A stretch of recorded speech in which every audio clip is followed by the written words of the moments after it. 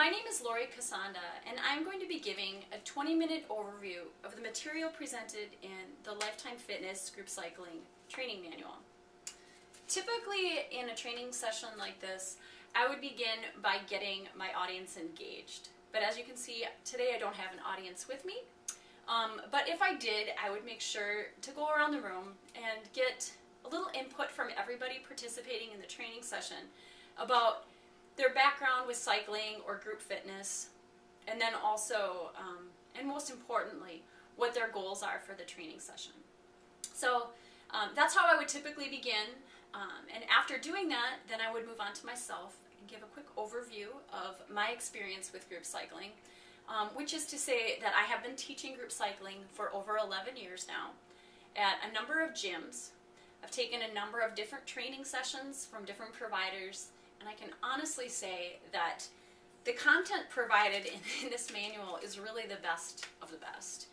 And there's a number of reasons for that, but I think the biggest for me is that it really brings together both fitness instructors, or excuse me, fitness enthusiasts, as well as cyclists. Teaching a class according to this format will make this an interesting class and an enjoyable class for both of those groups of people. And they can be very, very different populations. But you know, I start off saying, well, what is it? You ask, well, what is it that makes this so special?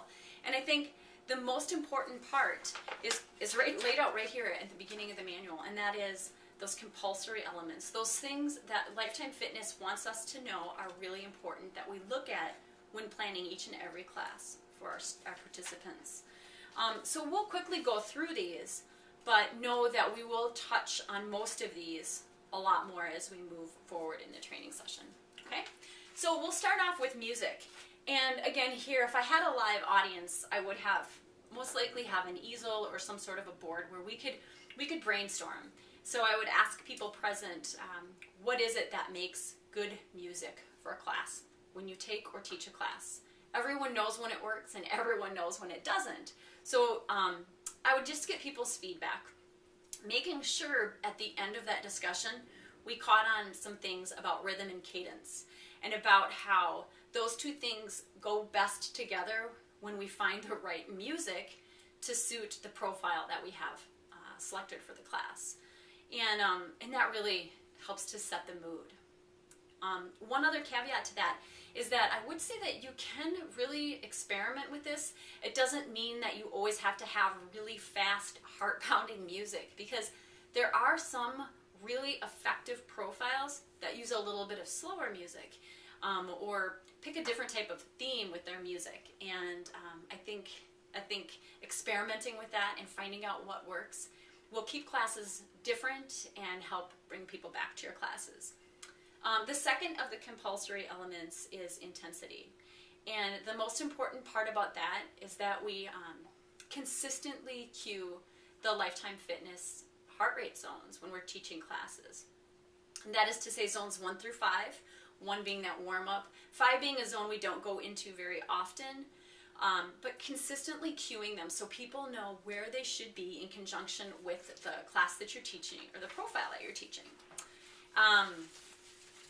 Yeah, so just making sure that you're always consistent between clubs, and we all have a good vocabulary for describing those when we're teaching our classes. The third of these compulsory elements is movement. And again, this is an important one, especially when you're bringing together both cyclists and fitness enthusiasts. Making that movement realistic, safe, and very consistent with what you would do on a bike outside. And we want to make sure that people are safe. I recently talked to somebody who said they had taken a class. It wasn't at Lifetime Fitness, but they said they had taken a class where they took the seat off the bike for the whole class. I don't know too many people that would be doing that outside. So that's something that we wouldn't do, for example. So making sure that we have safe and consistent and realistic movements for our classes. The next of the elements is objectives. And that is to say that every class we teach, at the beginning of the class, we should let our class know what the objective of the class is. Maybe even cue them to set some objectives for themselves. So you have those cardiovascular or those heart rate zone objectives, but then for themselves, maybe they can set some of their own personal objectives. But doing that lets them kind of know what the expectations are of them for the profile, and if they need to change those a little bit, that's okay. In addition to giving an objective at the beginning of class, we also want to provide objectives within each of those sets that we do. So letting them know, kind of mapping out ahead of time what that profile or what that set is going to look like. It helps people better plan what they're doing, and it helps them know more exactly how hard should I be pushing here based on my week, my day, my year, that sort of thing, or where I am in my overall fitness. The next of the elements is warm-up. And there's not a ton to say here, except that we always make sure we do a warm-up in our classes. And it should be at least 10 minutes long and conclude with that qualifying threshold.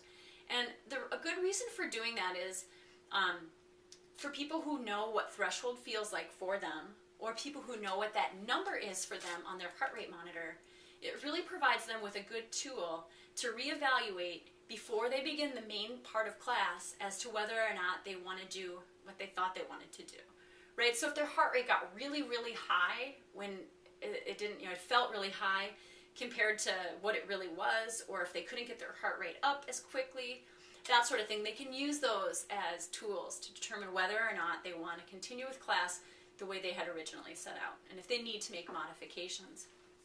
The next of the elements is that we have a national profile, a national calendar that will be sent around. All of the group fitness heads send them out to the cycle instructors. And what that does is tells you what you should be teaching on a given day, what profile you should be teaching. And you have a lot of freedom within those profiles to make a creative and artistic class. But the really important part about that is that when a participant or a member comes to your class, they know what type of workout they're going to be getting. So, we see a lot of times members of the gym who consistently work out, but they don't see any fitness gains. And part of the problem with that is that they continue doing the same type of workout all the time. And what this does, providing a calendar, lets those people determine, okay, I need to set up a fitness schedule that allows me to get my heart rate up really high, and it also gives me my endurance work. So it lets them plan that out and integrate that into their overall fitness calendar or fitness routine. The next of the elements is good audio-visual. And what this means is some of our studios are equipped with the video screens, and some of them are not. But those that are, we need to make sure that that video effectively moves the classes forward rather than detracts from what's going on within the room. So coming up with or picking appropriate motivational audiovisual. And it also helps to create a good mood. So if you're looking for people to be kind of racing or pushing really hard one day, you can pick a racing video. Or if you want people's mood to come back a little bit, maybe you do something that's more scenery or a nature type of DVD. So that sort of thing. You can mix it up, make it appropriate to the profile. And the last and most important of the elements is that each class is not just fun, it's entertaining. Members want to be there. You encourage people to feel like they're a member, and what that's going to do is, of course, make them want to come back, and it's going to make them be committed to their fit lifestyle, not just to your class.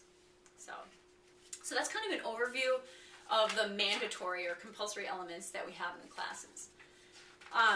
The next part of the manual goes into talking about the objectives of intensity and skill. And what's really important about this is that every class, I said before, every class should have an objective. And our members, as they take your class, should know what those objectives are. And one of the really important things is that we measure the intensity of our classes on those heart rate zones, not just those heart rate zones, but also perceived exertion. Because, of course, not everyone has a monitor, but even those people who have a monitor, they're going to be better able to know their own fitness if they can match number and feel and zone all together. Okay, so even if you have a classroom full of people, everyone has a heart rate monitor, you still want to talk about those zones. Helps people cue in, know where they are, and really makes them much more competent athletes. So that's the first part. We want to measure either by heart rate zone or by perceived exertion, but always using those feeling cues. Okay. The second is to say that we have some aerobic profiles, and then we also have anaerobic profiles. And so within those, we have different types of profiles. More specifically, within the aerobic profiles, we have aerobic endurance, we have aerobic intervals, and then we also have endurance rides. So planning our classes around those. The second part of intensity then would be the anaerobic profiles, which would be anaerobic threshold intervals, hills, and speed play. Those are zones 2, 3, anaerobic threshold, and 4. So basically the most important part to get out of that is that we have two levels of intensity in the classes with some granularity in between there in each of them. The second of the main objectives within the classes are skill, and that is that we don't just want to get our participants to a particular intensity, which is that first objective. We also want to help them develop the skills that will help them get the intensity to the appropriate level.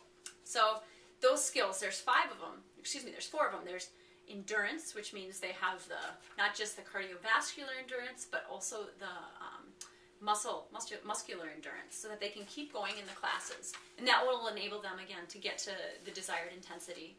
The second is force, and that is just the sheer power in their legs. So as they add resistance on, they can keep going, and that will, again, feed into that intensity, the level of intensity to which they can go. Speed, how quickly they can turn over with the cadences, and the efficiency of their pedal strokes. So of course, encouraging participants to always have their pedal cages on tight, always have some resistance on that flywheel so that they can work on that speed as efficiently as possible. And then last, I want to say that it doesn't mean